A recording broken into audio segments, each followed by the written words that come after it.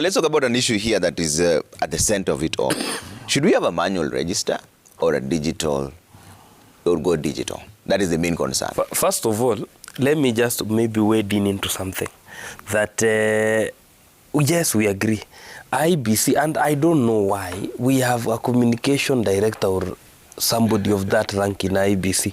Where we have reached Trevor, ordinarily we should expect that daily there will be a briefing by IBC to tell us where they are. 31 days to the election, there are some timelines which are statutory bound. The same way Uhuru Kenyatta is supposed, or the sitting president is supposed to gazette the transition committee 30 days to the election. You get? So even if today Chebukati tells us that there is a backlog at the printer, what is this that the printer is printing that is putting that is more urgent than an election? You know, also in terms of ranking priority, what is this? And Chebukati ought to have told us, we must not find out now that the ballots are here, that we are told, you know, there's backlog.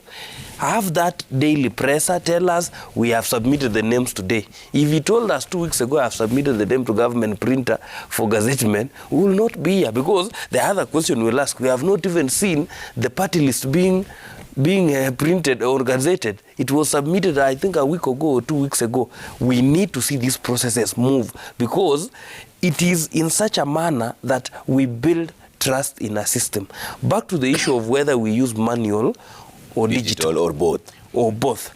My thinking is when you read Section 44 of the Elections Act, that Section 44A talks about a complementary system.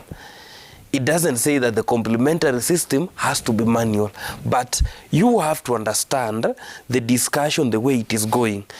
It should not be so much about which register will be used, but it should be about, is the register verifiable?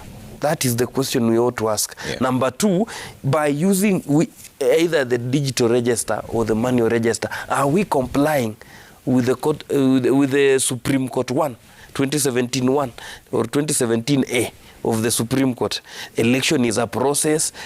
The results are as good as the process. So at the end of the day, from where I sit, yes, if IBC, for example, have built enough competence in the digital register, why don't we go with it? But again, as my senior Shabala said, you must build the confidence of the stakeholders. Okay. You cannot appear one morning and tell us we are going to write in this book. Nobody knows who printed the book. What are the contents of the book? Take us through. Yeah. The same question we were raising about the votes, the ballot paper is within our shores without people knowing what is happening. And it's not that there is anything bad IBC have done, but there is a communication director in IBC who's sleeping on their job. Okay. Update Kenyans. Okay. Take us through. Let us work with IBC so that we don't have to start speculating. All right.